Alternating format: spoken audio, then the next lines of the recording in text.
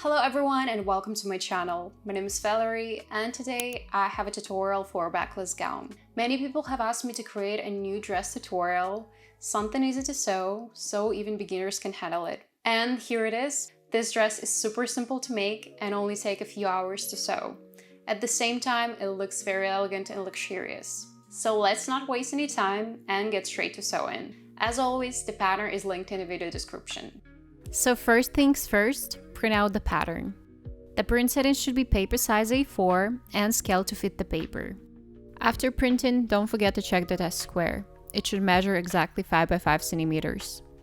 Cut off the excess where the scissors symbol is shown, then tape all the pages together and cut out the pattern pieces.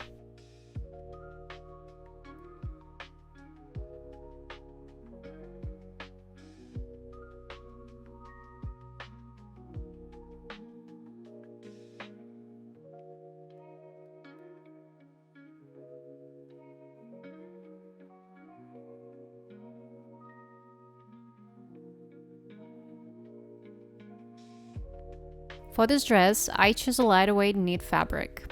Lay out the pattern pieces on the fabric, following the grain line, and cut them out. Also, if your fabric is made from natural fibers, don't forget to pre-shrink it, so the dress doesn't shrink after washing. Once you've cut out all the pieces, place the front and back parts of the dress right sides together and pin them. Then sew on the side seams and shoulder seams using an overlocker. If you don't have one, you can use a regular sewing machine with a zigzag stitch.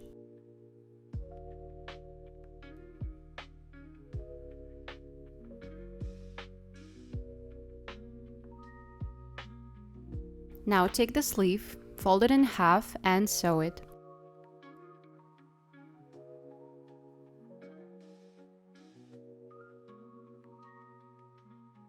Next, we need to attach the sleeves to the dress. To determine which sleeve goes on which side, fold the sleeve along the seam. The side with a deeper curve goes to the front. I align the top of the sleeve with the shoulder seam and pin it evenly into the armhole. You can also base the sleeve by hand, if you're not sure it will be sewn in evenly.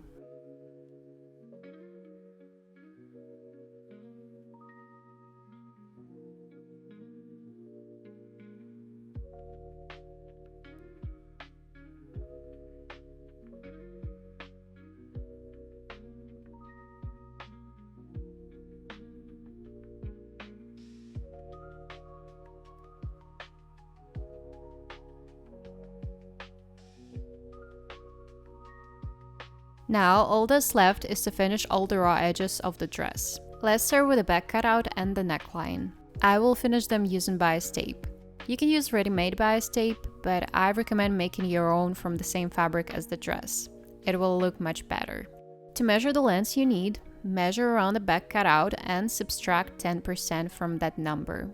This helps keep the tape from the sitting loose. Do the same for the neckline. Then cut the bias strips to the desired lengths and about 2 centimeters wide. I finished one edge of the bias tape with an overlocker. If your fabric doesn't fray, you can skip this step or use a zigzag stitch instead. Then I join the bias tape into a loop.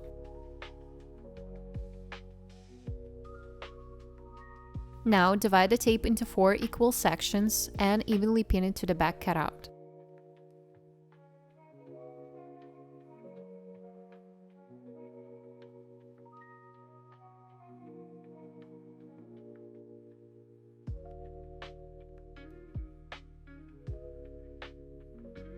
Then sew it on the machine about 5 millimeters from the edge. While sewing, gently stretch the fabric so the stitch will be more elastic.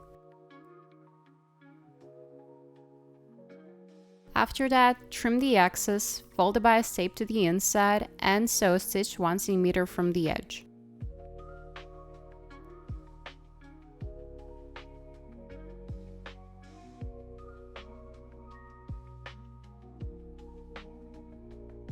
Repeat the same steps for the neckline.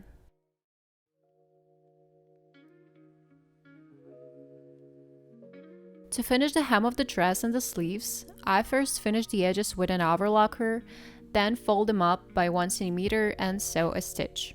You can use any method you prefer. Double folding or narrow hem will also work great. And that's it. Our dress is done.